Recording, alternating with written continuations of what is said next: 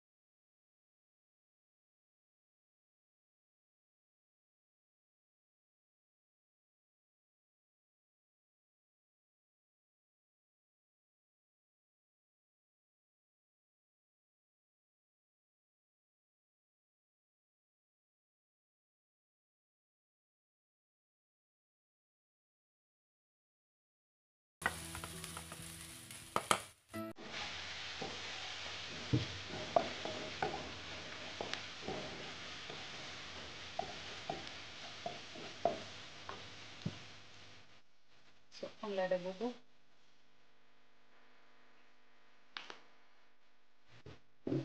sedikit garam, dan kaldu bubuk.